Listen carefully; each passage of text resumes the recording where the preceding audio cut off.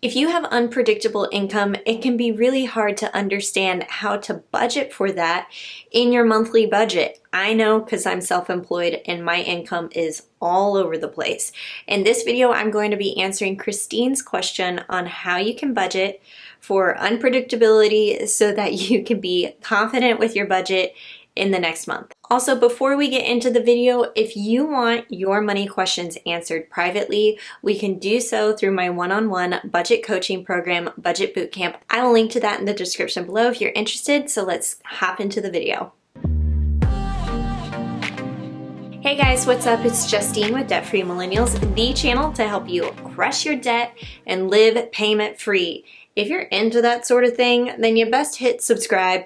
Today we're going to be talking about unpredictable income. This really applies for anybody who works off of a commission or self-employed, such as freelancers, digital artists, writers, independent contractors, any of you guys out there where you're seeing your income just fluctuate from month to month. It can be really hard to understand how to budget for it. I know because I've gone through those exact same feelings of going from a W-2 paycheck to I don't even know. Am I going to be making $1,000 this month? Am I going to be making $13,000 this month? You just never know. So I actually got this question from Christine inside of the Facebook group. And she says, what about a budget for someone that works contract work and can't always plan 100% on a paycheck? I have a decent amount in student loan debt along with rent and bills. And somebody else chimed in, I feel you on this one. And we are going to talk about that.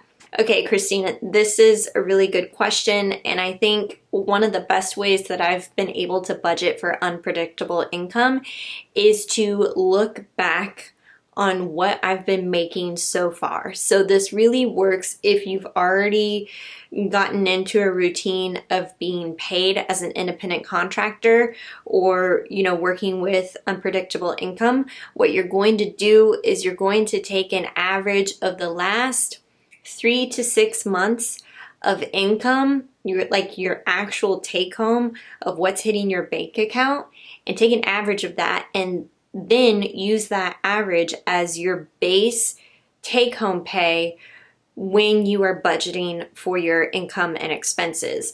So, you could have a $5,000 month, a $3,000 month, a $10,000 month.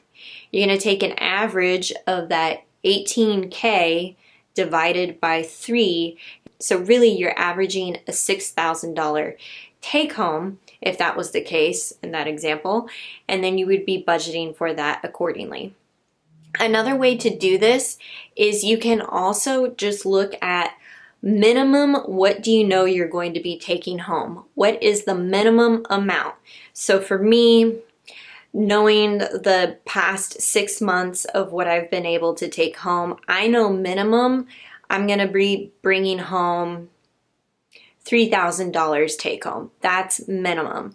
Anything on top of that is just going to be an extra bonus. Another way that you could set this up, I actually got this idea from the book Profit First, and it talks about giving yourself a salary or a paycheck through owner's compensation and then putting away a percentage of whatever profit you make on top of that into a separate savings account and then paying yourself that as a quarterly bonus. So let's say you do end up paying yourself that minimum of $3,000 a month. If you make anything on top of $3,000, that money gets set aside into a separate savings account, and then you can pay yourself that every single quarter.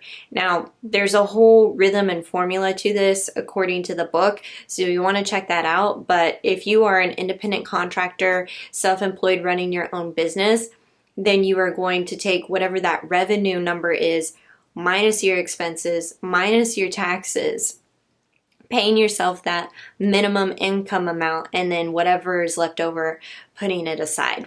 Now, if you're in a sales position, you're commission-based, you're gonna just have to budget for that base pay, whatever you know is that minimum, and then whatever additional commissions you receive within the month, then you can add that to extra areas of your budget. But if that's you, I would really be focusing on budgeting for whatever the minimum amount is that you think you'll be receiving within the month. Okay, so those were 3 different ideas. One, taking the average of the last 3 to 6 months of actual take-home pay that you're bringing in and using that number to budget with for the next month.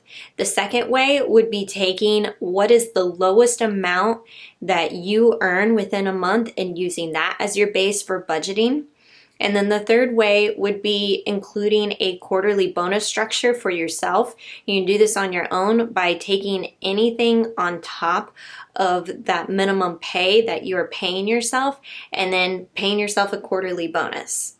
Don't forget, if you guys want to check out Budget Bootcamp, that's the one-on-one budget coaching program where we can talk about what's going on in your financial world, you can do so by clicking the link below. I'd love to know in the comments who else is working with unpredictable income.